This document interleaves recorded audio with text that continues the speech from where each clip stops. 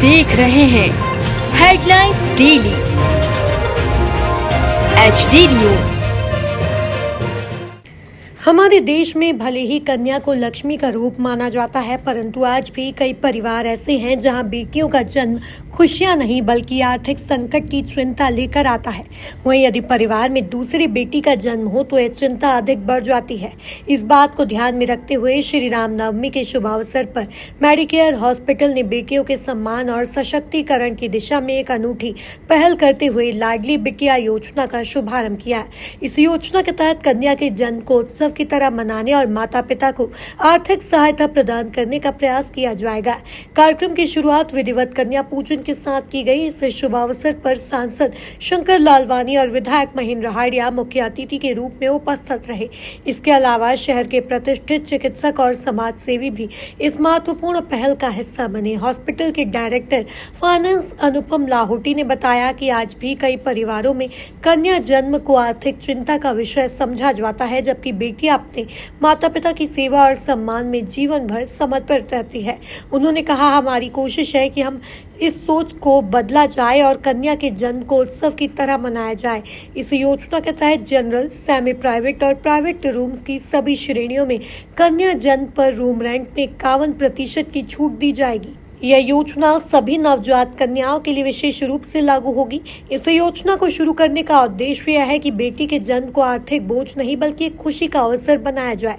सांसद शंकर लालवानी और विधायक महेंद्र हाड़िया ने इस पहल की सराहना करते हुए कहा कि बेटियों के जन्म को प्रोत्साहित करने और लैंगिक समानता को बढ़ावा देने के लिए ऐसे प्रयास समाज में सकारात्मक बदलाव लाने का काम करेंगे। मेडिकेयर हॉस्पिटल द्वारा शुरू की गई यह पहल इंदौर शहर में बेटी बचाओ बेटी पढ़ाओ अभियान को भी मजबूती प्रदान करेगी और समाज में बेटियों के सम्मान को नई दिशा देगी।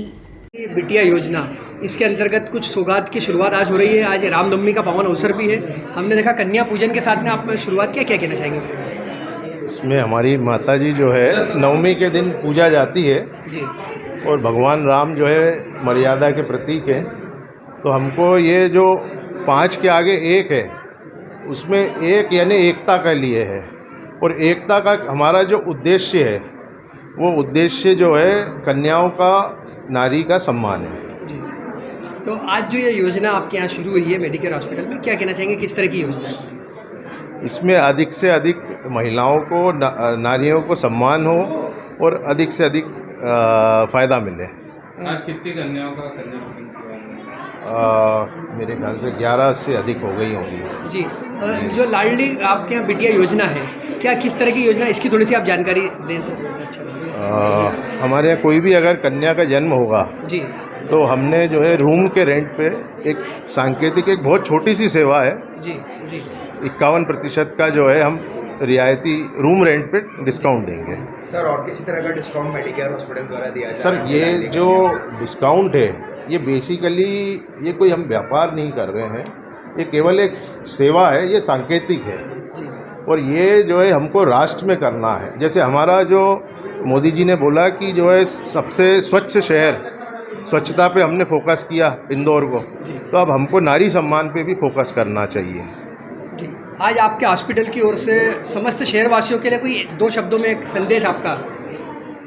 एक संस्कृत में एक श्लोक है जिसका हिंदी में अनुवाद है कि जहाँ नारी की पूजा होती है वहाँ देवताओं का वास होता है।